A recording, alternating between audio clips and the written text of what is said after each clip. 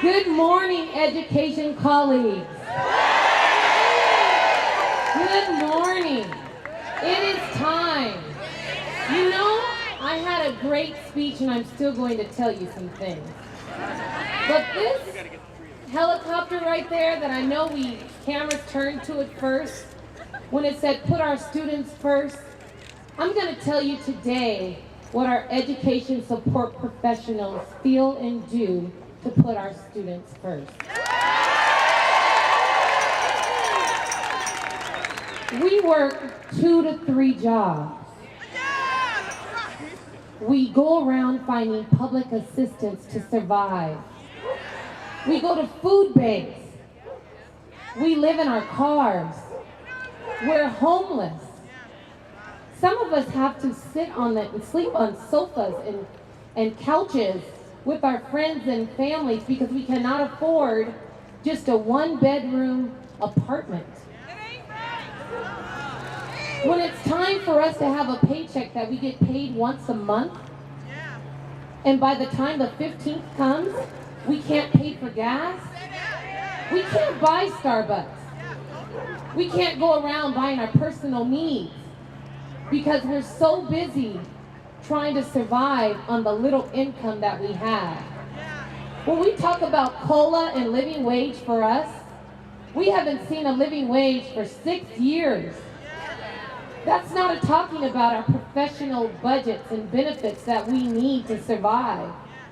Shame on everyone in legislation to think that it's okay to have educators that are taking care of our children to give them a better future, that we can go to school every day struggling to get into school and survive, but we still have that smile on our face to greet our kids when they get on our bus, to greet our kids when they get off the bus, to greet our kids to walk through the hallways, to greet our kids in time for the cafeteria, to greet our kids when they come in to an injury in the clinic.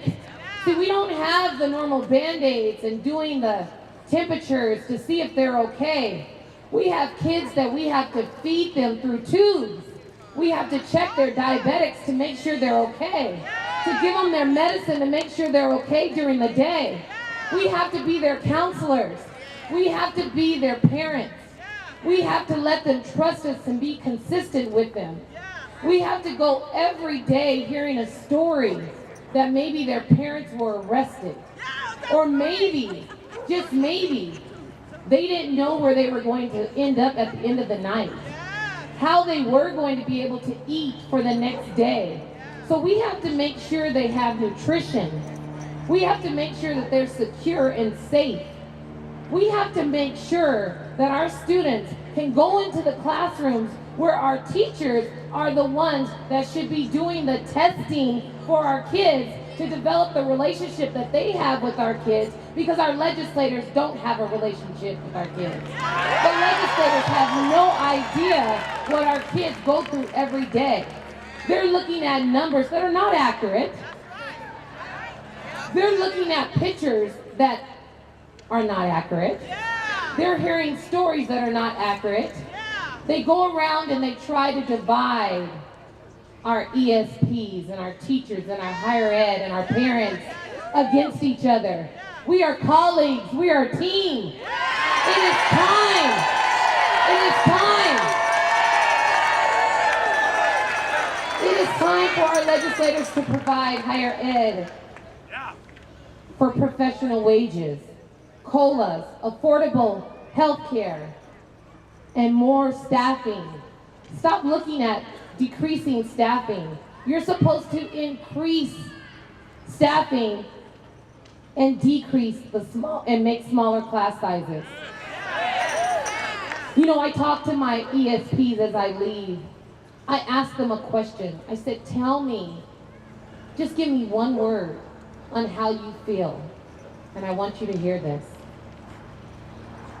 They feel disgusted, shameful, inequity, disrespected. They're exhausted. They're struggling. They're the best accountants that you know because they have to learn how to provide with the little income they have. Shame on you, legislators. It's time for you to start taking care of our students and their futures and taking care of our employees who deserve more than what you are giving us. It is the law. It is time. It is time. It is time.